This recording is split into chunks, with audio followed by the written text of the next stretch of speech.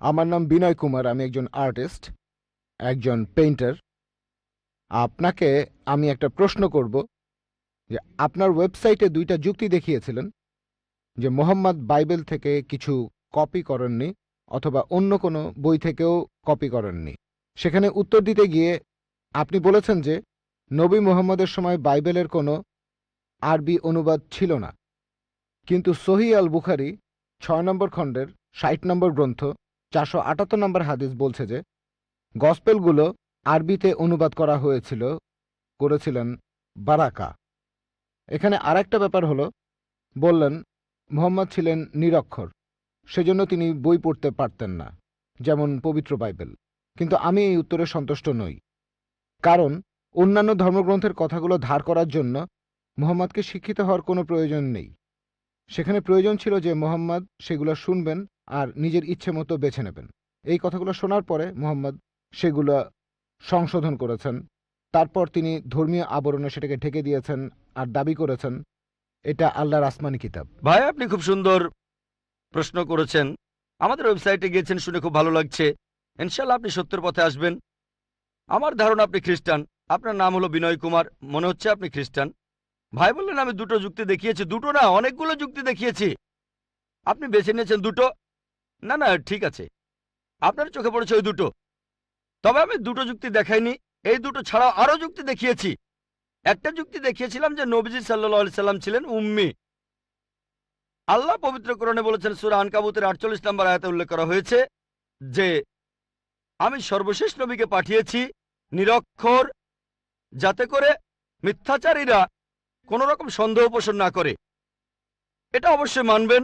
একজন নিরক্ষর অন্যজন পড়তে পারে, নিরক্ষরের জন্য কাজটা কঠিন, এটা অবশ্যই মানবেন। কি বলেন? আরো কঠিন? কঠিন হবে। আর যে লোক পড়তে পারে তার পক্ষে নকল করা সহজ কাজ। সে পড়তেও পারে, শুনতেও পারে। যে মানুষটা নিরক্ষর সে শুধু শুনতে পারে।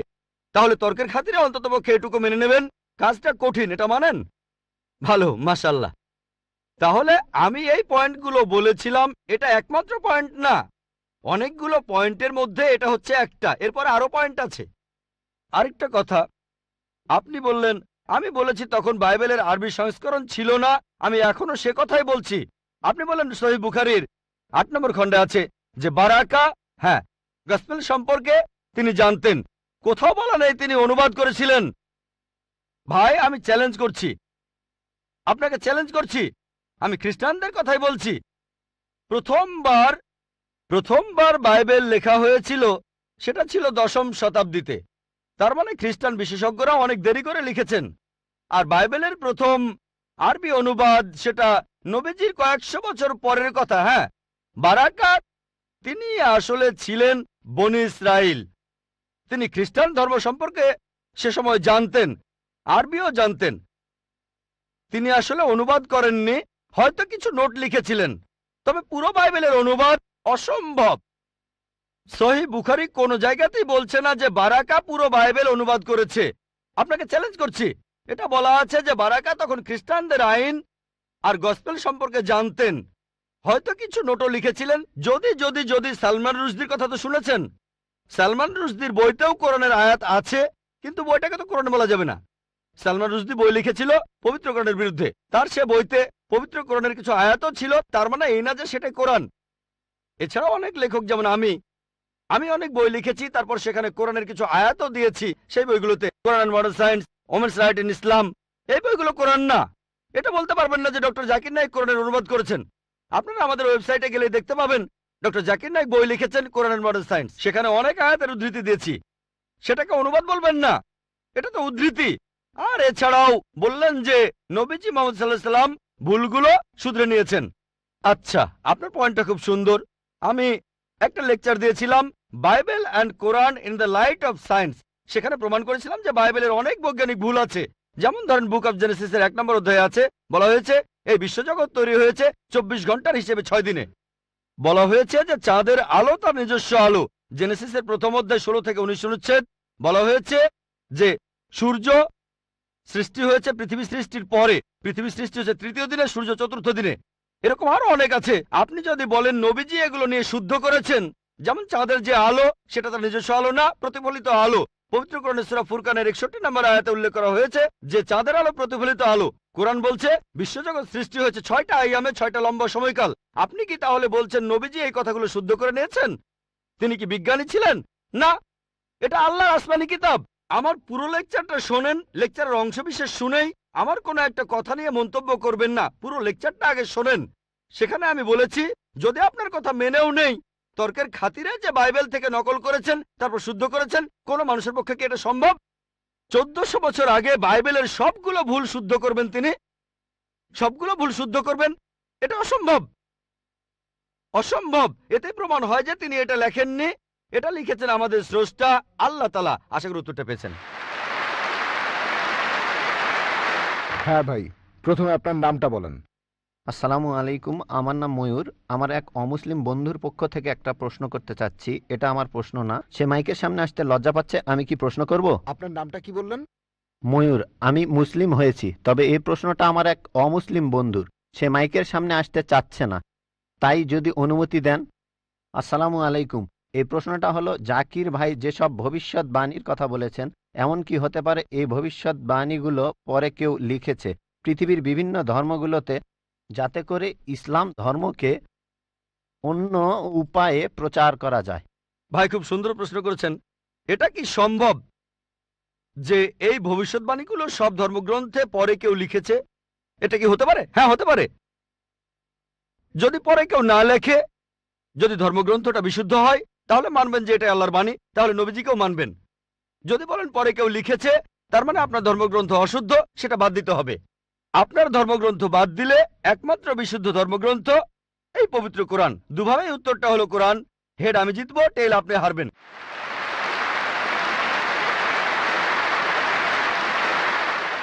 এবারে প্রশ্ন করা হচ্ছে মহিলাদের মধ্য থেকে। কোনো অমুসলিম বোন মাইকের সামনে এসে প্রশ্ন করবেন প্লিজ।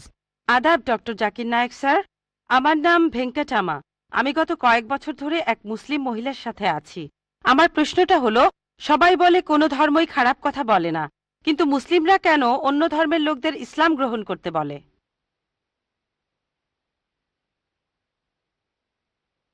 বোন, আপনি বললেন যে আপনি একটা মুসলিম পরিবারের সঙ্গে থাকেন অনেক বছর ধরে, তারপর বললেন যে সব ধর্মে ভালো সব কথা থাকে, কিন্তু মুসলিমরা আমাকে ইসলাম গ্রহণ করতে বলে কেন? পয়েন্ট নাম্বার 1, অন্য যেসব ধর্ম আছে সেগুলো যা বলে তার বেশিরভাগ কথাই ভালো, তবে ইসলাম ভালো কথা বলার পাশাপাশি আপনাকে দেখাবে কিভাবে সেটা অর্জন করতে হয়।